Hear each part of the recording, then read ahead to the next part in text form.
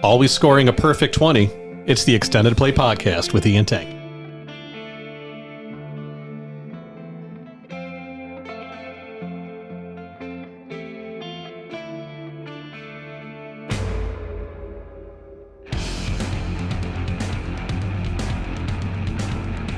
Welcome back. It's the video edition of the Extended Play Podcast with Ian Tank. We are a music discussion podcast without the hipster snobbery. Although today It's going to be close. There will be a little hipster snobbery, and that's because we're reviewing the latest album by The Smile called Wall of Eyes. I put this in front of Tank because I'm a big, as you know, if you're a devoted listener, I'm a longtime Radiohead fan. Haven't really gotten into the side projects too much. I think I mentioned on a couple episodes. And so I thought this was the time to do it. Everyone's talking about the album, at least in the sort of, blogosphere, if that's even still a thing. So I thought we'd dig in. And, I've never really got into it. I've never forced him to dig too deep into Radiohead. Not an evangelist by any means. I know I like it, but I don't expect other people to. So I thought this would be a great opportunity to hear what he has to say about it. So that's what we'll talk about today. We'll talk about the new album by The Smile. And during this conversation, inevitably, we are going to get into the notion of appreciating, enjoying, challenging music. Because I think on a certain level, whether it's a stereotype or not, Radiohead is often seen as challenging. It is. Well, they are. They are. There's a lot going on. Post Pablo Honey, anyway. Post Pablo Honey, absolutely. Like they are, musicians. They are a critic's favorite because there's just so much going on. Whether that's thematically, lyrically, and obviously musically. There's just so many layers upon layers. There are entire podcasts devoted to breaking down their albums song by song. We're not that kind of podcast. That's not what we're doing. We're getting at whether this is enjoyable or not. And Tank has a very particular scale, which he'll explain in a minute, how he rates things. Mine's a little bit loosey-goosey, but anyway, thought it was a worthwhile discussion. Yeah, fair enough. And I think it's, to accentuate what you were saying about this is going to be our album review in the sense of how we That's rate true. the album. That's true. And how we rate it is as a amalgamation of what he thinks and what I think. Yeah. It's not what we think the critics should have rated it. Right. Absolutely. Good point. Because we already know that answer. Yeah. And that's part of a whole other tangent I will get on either during this or in our following audio episode about my beef with critics and their predisposition to what they are going to think is good or not good. So this is not, okay, this is what the powers that be should have given it. This is what we give it. Yeah. And it's going to come with a lot of asterisks and caveats. Sure. And I guess I'll start with those now because I've got some. Yeah. So just to reiterate, next audio episode, we'll go into the notion of challenging music, not just when it comes to The Smile or Radiohead, but just challenging music in general. And that'll be give or take a few days after you see this. Yep. Or it could already be out if you haven't seen this when it came out. That's true. Shame on you. True. Why aren't you listening to things in order? Isn't that how it goes? Aren't you supposed to watch every single thing in order? You're supposed to just consume everything at once. Yeah. Right. Put your phone on Do Not Disturb. Yeah. And then watch 12 hours of the Extended Play podcast. Send a vague text to everyone on your contact list saying, I'm okay, don't worry. Right. And then go dark until you've consumed every single fucking episode. That's right. Oh my God. I couldn't even watch myself for that long. No, maybe I could. Oh, you could? Not watch, listen to. Listen to. I'll listen to myself all day. I will not look at myself. I installed all the mirrors in my house. Wow. Yeah. Committed to the concept. You really have. Yeah. All right, let's get into it. Go ahead and take you. I think you want to start first. So, if you're new to the patented Tank system of album reviewing, it's impressive. There's 4 pillars, and I rate them all 1 through 10 on those. We average them out. We do some math. We do some rounding. We multiply by pi. He does all the math. I do none of it. Divide by pi, and we end up with the score. So, the categories to review quickly again are lyrics. Presentation is everything regarding production, just how it's presented. It could be mix, mastering, all that stuff, which I think is a very big part of, because if it's poorly done, the album, I can't enjoy it. If it's very well done, I'll probably enjoy it no matter how bad everything else is. Okay. Musicianship, self-explanatory, and songcraft. Songcraft is, a feel for how much effort and thought and planning was put into the songs, and do they resonate as good songs in the album? Okay. Those are the 4 pillars. So starting with lyrics for this particular album, my first kind of thought is most of the time I don't get what the fuck he's talking about. Okay, lyrically. Yes. So what now there are some, and it kind of, it's probably not a coincidence that the lyrics started to maybe gel for me as the album went on. Probably, it could be coincidence. It could be that the way they were listed went from most to least cryptic or whatever. Maybe. It could just be that you're getting yourself in that mindset, in that headspace. Yeah. Either way, that was part of, I noticed that there was a trend. For what it's worth, I had the same experience. Okay. I walked in going, what? I don't know what any of this means. And then by the end, I started to notice patterns and themes. Right. Throughout. That's, the benefit of listening to the whole album, right? Exactly. In one sitting. So but the one thing that I wanted to ask you as an open question is you know how I feel about vague lyrics. Yes. That when there's vague, they could be good or bad. We run into this all the time in the playlist challenge, which we do on the audio side. If it's vague lyrics, I see either the good vague or bad vague. Right. And the bad vague frustrate me. Yes. And a lot of this was, the way I view it, bad vague. Okay. Which is shorthand for just really vague. Sure. Like you can't insert yourself into it at all. Like I don't even know where this is going. Yeah, sure. And I get frustrated. Yeah, sure. Pretty quickly. Yeah. Which leads to my question. Yes. If you're an author, and in some way, shape, or form, we've both been authors. Yes. Right? That's true. What do they tell you time and time again? The most critical thing you can do is the first line. Oh, yeah. Needs to engage the reader. Absolutely. Okay. So what I don't get. Okay. Like first I feel bad about getting frustrated and not knowing what the fuck's going on. Sure. But is it not shame on the author? That it's like, look, I got shit to do. Yeah. Okay. Yeah. Just like you pick up a book. And if the first line or the first chapter, you don't know where it's going, what's going on, you're going to put the book down and read another book. Yeah, you might. I guess I'm surprised that music art, not surprised. Again, it's their prerogative to do what the fuck they want to do. But it's like, if you give me nothing, why should I put all this energy in to try to figure out what you're talking about? Right. It's a lot of work up front. Right. Right. And which if the music doesn't catch you. If anyone, I guess, has an excuse to do it, it's Thom Yorke, in the sense that he knows that anyone consuming this, they're already on board. It's probably not their first go round. Not their first rodeo. And they probably want this. Okay. They want, let me unpack this. Yeah, sure. Right. So but for your particular circumstance, from my perspective, it's annoying. No, that makes sense. So I get that. I think bad vague is shorthand for, I don't have the time to put into it.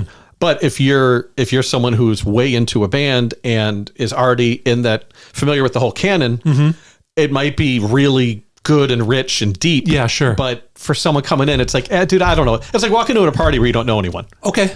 It's like, they're all having a good time. I don't know what the fuck's going on. Yeah. So to answer your question, it's a really thoughtful question. And I hadn't ever considered this, so I'm just going off the top of my head. But I see it as like, yes, I agree. As a writer, and I've written fiction before, whereas you've done nonfiction, you are trying to grab the reader's attention right away. Absolutely. I find it's like the difference between reading just sort of regular fiction and genre fiction, like sci-fi or fantasy. And I find this frustrating with sci-fi and fantasy, though I like it quite a bit, which is the world building. The author has got this, right? There's a map. You open the book and there's a map, and you're like, okay, this is serious business. I'm probably going to have to know where they're traveling and what the different clans or whoever, how they relate to one another. Oftentimes they'll start a book and they're using vocabulary from the world already. So there's a magic system, and he says he picks up this thing, and I don't know what the fuck. Right. It's some word that's invented, and I don't know what the word is, and it's super frustrating because it's in the first sentence. Right. And they assume you'll stick with it. Yes. And retroactively figure out what it was. Yes, absolutely. And you go back. That's what I think Radiohead is for me. Okay. Because it's not surface level stuff. There's very little storytelling per se. Right. So I just kind of accept at the beginning. I think that's what it is. Yeah. I accept at the beginning, I'm probably not going to get it. Right. And because we've never done a Radiohead album or a side project before, this is the first time I've ever sat down with one before and had that real experience. I think I always connected with the music, and then I would take a deeper look at the lyrics. This time I was trying to do them both simultaneously, and I found it was not possible. Right. Which makes sense. It just didn't jive in my head. And I listened to this full album twice this time. I wish if you check the SZA, we did a review of SZA's SOS, was our last album review. I only did that once, probably most likely because of time, because it was like 23 tracks or whatever, and this is only 8 tracks. Right. But yeah, I think they get an allowance, probably because of my experience, but also because of the nature of, there's also an extra factor that I don't care that much about lyrics, which I've gone on record of saying. Yeah. It's not really that important to me. It's more about a vibe. Yeah. It's more about the voice as an instrument, which we should also say, I don't know if you'll get into this and I'm stealing your thunder. Thom Yorke's voice in particular, I understand for the non-sort of indie rock,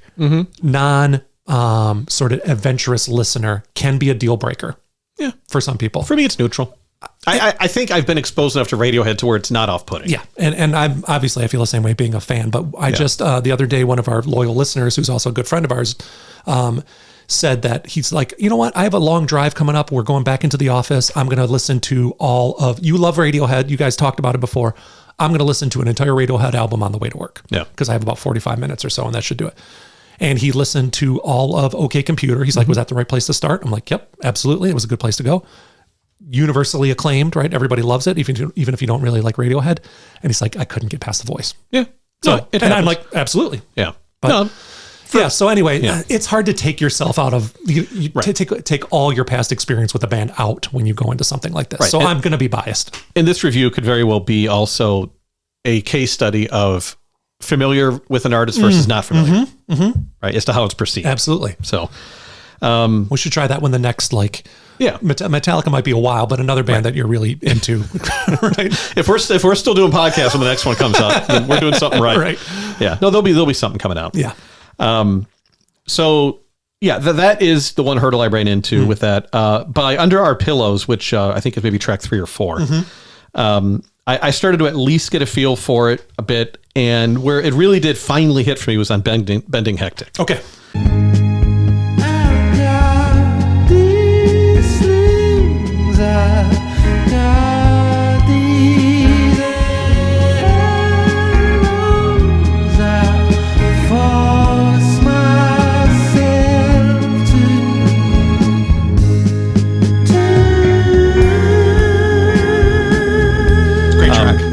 Great track. Yeah. And it's where, I mean, to be honest, that one is right in it's hard to miss the meaning of that one. Right. It's a very, very, very thinly veiled metaphor. Yeah. So, but that's what I need, I guess, at the beginning. Like when I'm getting into a new artist or a new something, I kind of need like Fisher Price, My First Lyrics. Like just hold my hand, get me there. Yeah. That makes sense. Maybe if that was the opener to the album, the whole thing would have looked different, which is a whole nother discussion on track ordering. Right. Okay. So, so that's all. That being said, I wasn't crazy about the lyrics, and I'm going to give the lyrics a 4 out of 10. Okay. Which I'm sure if there's a Radiohead fan watching this, their head probably literally just exploded with rage. Sure. But that's not to say Thom Yorke can't write a song. It's that as me, Tank, the in the crowd guy, it's not hitting me. Yeah. I get that. That. All right. So 4 for lyrics. Next up is presentation. It's definitely fresh sounding. Okay. So, I mean, it's new, it's different. And I'm guessing if you're Thom Yorke, who Radiohead, and I know there's other guy, and one of the other Radiohead guys is in the band, right? He is, yeah. Jonny Greenwood, yeah. Right. If you're Radiohead, even for the mothership, they're going to push it, and they're going to take pride in this sounds different than everyone else, and this sounds different than our last stuff. Yes. Now on top of that, put side project. Right. Right. Now you're getting degrees away. Right. This is like the side chick of the side chick. Right. So I get that. Yeah. And mission accomplished in terms of sounding different, but my note to myself was listenability sacrificed for originality. Okay. Because in order to make sure that you're treading new ground, you might be walking away from easy to listen to. Sure. Right? Sure. Yes. Because the basics of easy to listen to are very simple. Simple beats, simple melodies, simple song structure. Absolutely. Absolutely. So I think maybe even the guys in the band might go, well, yeah, it is. Right. We don't care about listenability. Right. So again, it's one of those things where to the outside listener, it's a negative, but I'm not the target. I'm not the target audience. And at the same time, but you are open-minded enough where you're not looking for AC/DC. No. You're not looking for a formula that's every single time. You know what you're getting. Right. You do mind being challenged here and there. Of course. Right. And we'll get into that further in the next episode. But I see where you're coming from. Yeah. And it's something that, I already know I will probably regret my ratings if given more time. Sure. Right. So, another inside baseball here, like we don't have a whole lot of time between when we decide what we're going to talk about and when we talk about it. Well, absolutely. So, I'm going to listen. I definitely want to listen to it more. And I could definitely see a few weeks now being like, oh man, this is embarrassing. It's already on video. Yeah. But I think that's the exercise, right? It is. It's not what do you think about this album after 3 months? Yes. It's what do you think after listening to it?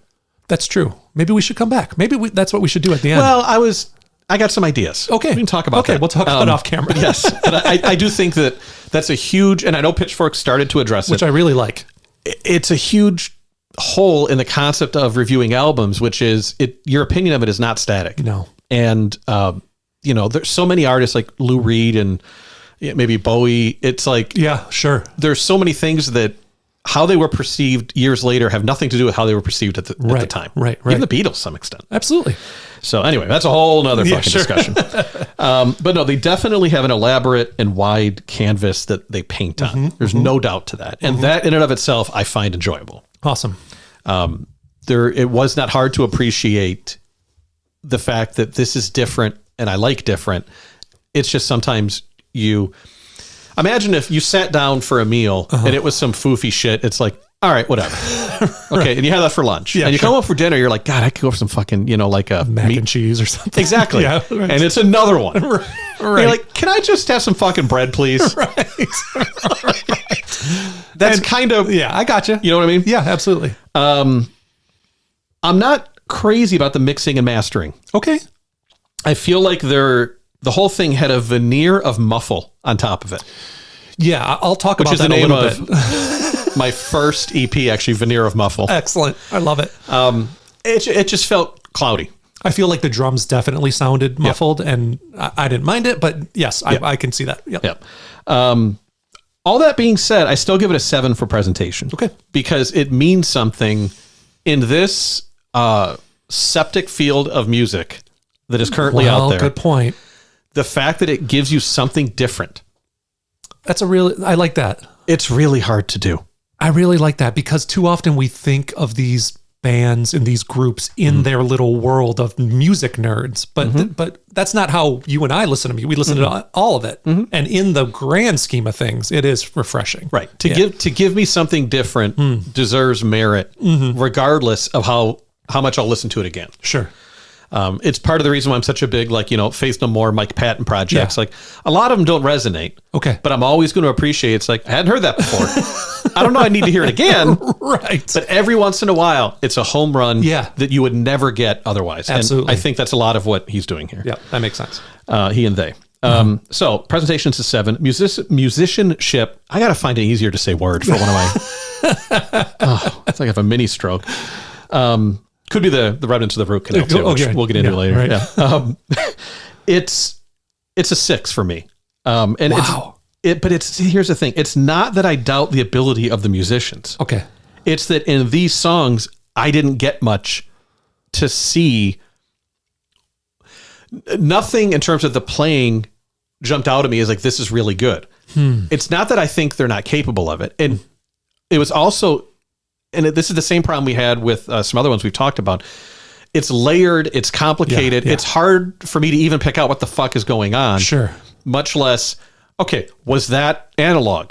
Was it digital? Was it processed? Yeah, I wrote that down a bunch of times. Right? Yeah. You give me a rock album that is like drum, bass, guitar, vocal, right. and we can pick apart and say good, great. Right. I don't know what's going on here. Yeah, and even if you look at the album, the liner notes, because I do actually have the album sitting right here. I actually bought the Bring it out. Whoop, there it is. Whip it out. Which, by the way, somebody noted on Twitter that, like, not that I'm on Twitter a lot, but like one of the cool things about a new Radiohead project or anybody is that you get new art. Yeah. And it's a Stanley Donwood, and it's just beautiful stuff. Particularly, I don't often connect with his artwork, but the colors are just, Radiohead's usually black and white. That's true. Black, white, red. Anyway, even in the liner notes where it gives credit to the musicians, it'll say, Jonny Greenwood guitars and whatever, Thom Yorke vocals and bass. The other guy, poor other guy. I think he's from like Sons of Kemet. I think is something like that. See, I have the excuse. You don't. Yeah, I don't have the excuse. He plays the drums.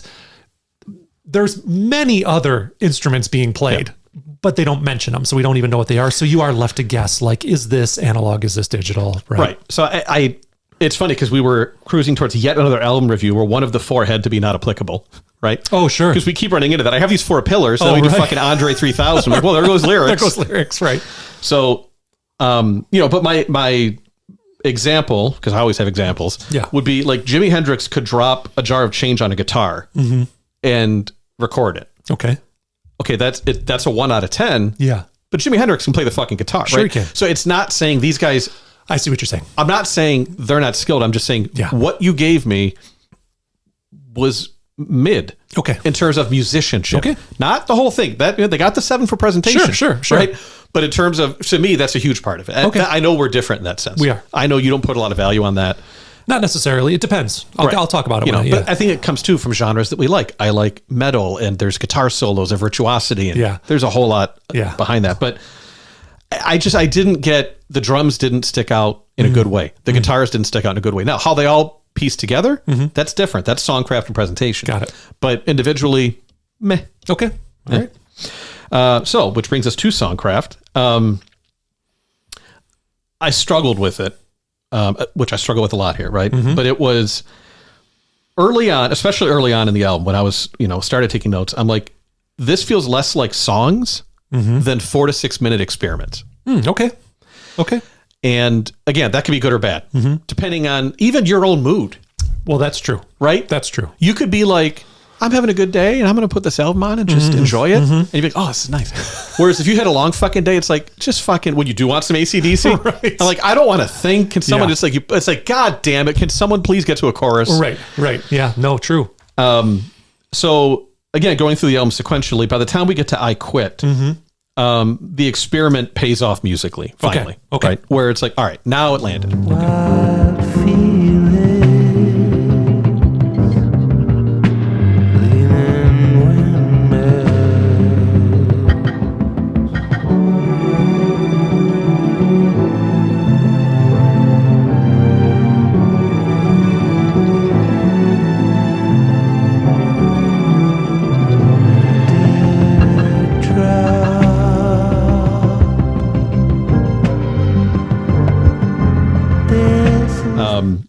Bending Hectic, again, great epic with a very cathartic payoff in the middle. Yeah, absolutely. The whole landscape shifts halfway through. It does. So that's where it worked. Now, I give it an 8 for songcraft. Okay. And that's because whether I personally liked it or not, or whether it's accessible or not, it is incredibly clear that great effort was put into building the songs. Oh, yeah. You couldn't argue otherwise, I don't think. Right. Even knowing nothing about it. Right. It's like, it would be like, you showed some of that artwork. There are times that you see something, it's like, look, whether it's not for me, that was a lot of work. Right. So, and I don't work that hard at a lot of stuff. No. So anybody who does, for that long, it's not like Xbox or masturbation. I'm probably not putting a lot of effort into it. And even then, I mean, I mail it in half the time.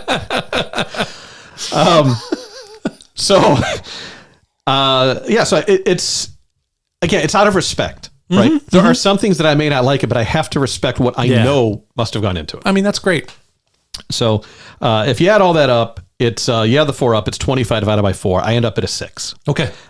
Drugged down by lyrics, which again, sure, that I could see, like, if I spend more time with it, I'm like, now I get it. Now it resonates with me like poetry. Okay. And I should have given the whole thing a 9. Okay.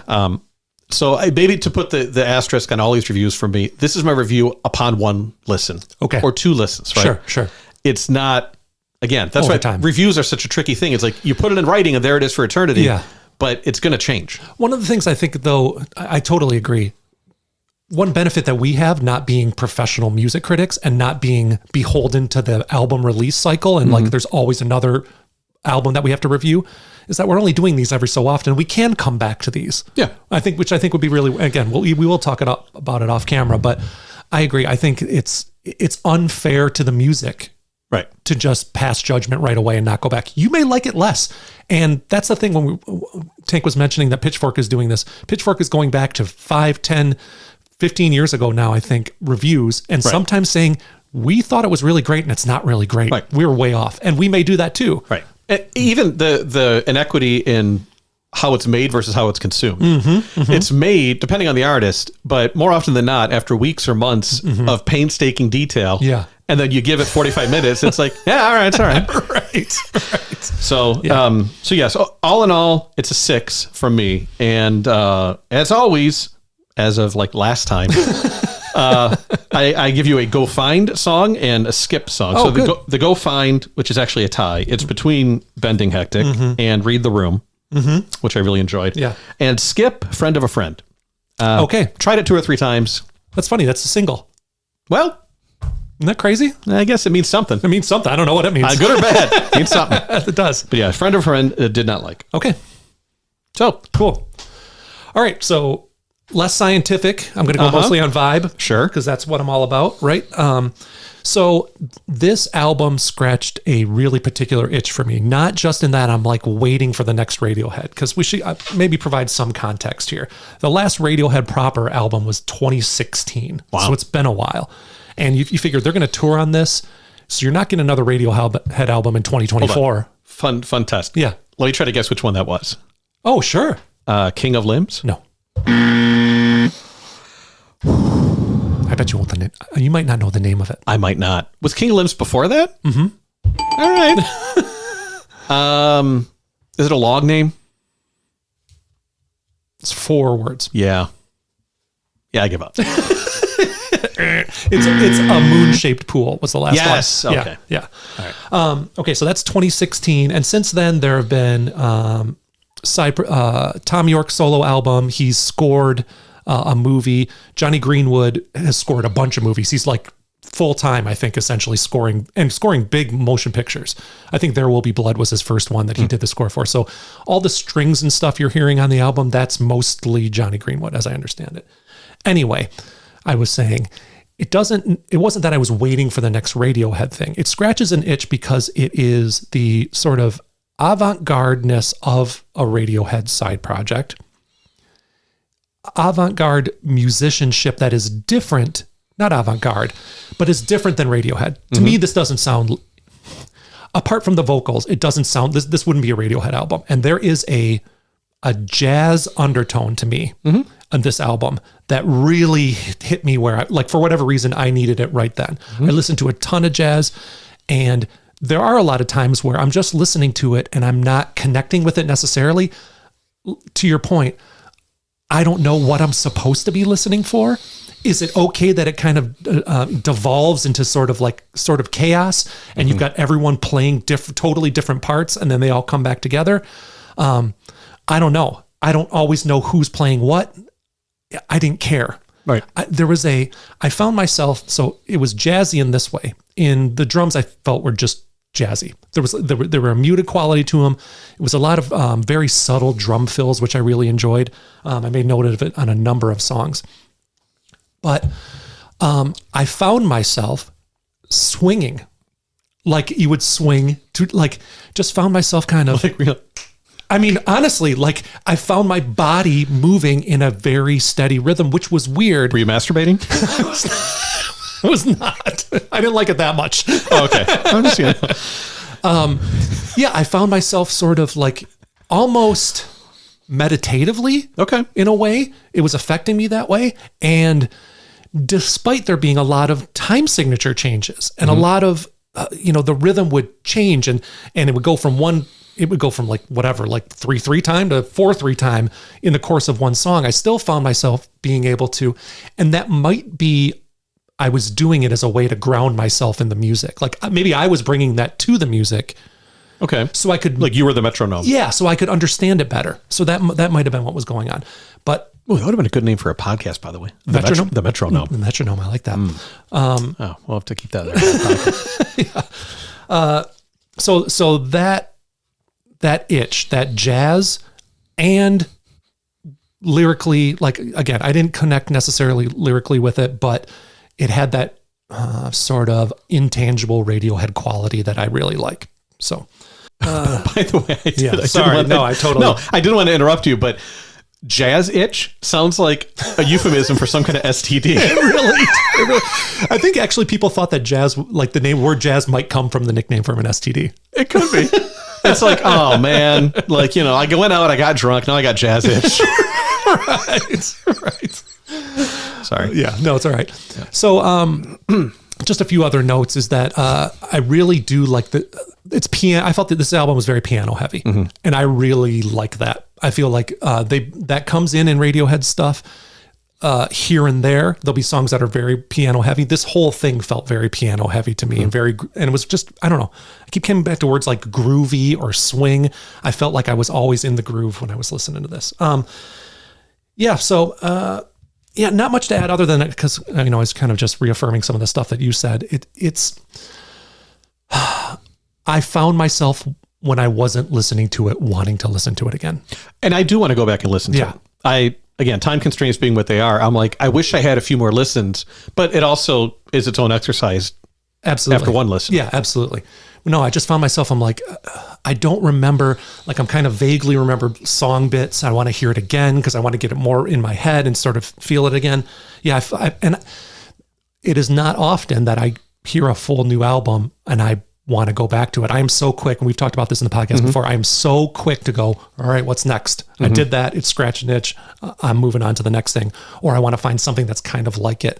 This is just, again, in such its own world that I want to keep coming back to it. So I know that's not very analytical or scientific, but this is for me. And it's for me because of indie rock and jazz. That's what nailed it for me. So my rating, it's not a perfect album. There were moments where I'm like, where it would descend into total chaos, and I'm like, not necessary. Like I actually wrote down, there were a couple times where I've been listening to this in the house, and my 10-year-old daughter like walks in at the end of one of the tracks, and it's going, and it's doing like a Beatles Day in the Life, where like there's that, and she's like, Dad, can you turn this off? And I'm like, I get it.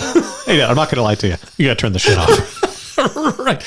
And I get it. And we'll talk about that more again in the challenging music episode. But there were moments where I'm like, okay, I was really enjoying the groove of things. No need to change it up and get art, And get all self-indulgent. Yes, absolutely. Like, could you not have edited that? And that is a line that jazz walks. That's true. Right? When you improvise, or when you're going for this feel, you walk the line of it being too much and making mistakes maybe that not everybody's going to be into, and being self-indulgent. But anyway, those moments were few and far between. So that's all to say. I didn't find it a perfect album. I loved it. I really, really enjoyed this album more than I enjoyed the last Radiohead proper album. I went after I bought this and bought the first Smile record, and I'm going to go back because I just ignored it when it came out. This is a 9 for me. Nice. I really, really enjoyed it. I will listen to it again. It's a great, and this is why I'll listen to it again. Sorry to go really into it, because it can live in the background. Okay. You're a big fan of it. You're a big fan of something that can exist without you having to focus on. Yes, very much so. And not being able to connect with the lyrics again is not big a thing for me, because what I'm really trying to do is crowd out my own thoughts and to have no thoughts at all. And so the music does that enough for me, where I'm paying attention to the shifts in music, and the words are just, the vocals are just another instrument. So makes sense. Yeah. So yeah, that's my take on it. I really, really enjoy it. If you're interested in jazz, if you're interested in Radiohead, this might be a good entry point into that world. Perhaps. Yep. Perhaps. If you're interested in challenging yourself, because it's only 8 songs. They're only 3.5, 4 minute long songs. Well, right? I think the album's 45 minutes. Oh, is it? Okay. Yeah. There is one song that I think that's like 9 minutes long. Yeah. Anyway, but give it a shot. I really enjoyed it. Nice. So 15 out of 20, which is, I think, it's still pretty impressive when you have someone who's a complete novice. Yeah. You know what I mean? After one impression. Absolutely. So I think that speaks to its quality. Yeah, absolutely. Yep. Cool. So yeah, either way, go check it out. Check it out. Yeah. Let us know what you think in the comments. If you got some, if you're having a stroke, Call 911. Call 911.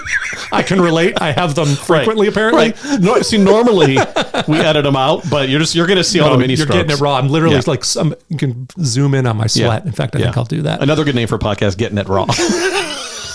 That's a different kind of podcast. Well, you know. Anyway, if you got value out of this, please like this video, subscribe to our channel if you like this kind of content. Let us know if you want more album reviews, if you've got albums that you think we should listen to and we should check out. I'm open to being challenged. This was in my wheelhouse, maybe not in Tank's wheelhouse. We'll flip-flop it, but you might present something to us. And put your rating in the comments. Absolutely. We really appreciate that. And I think that's it. That's it. So we'll be back here in a week or so with some more video goodness. That's right. See ya.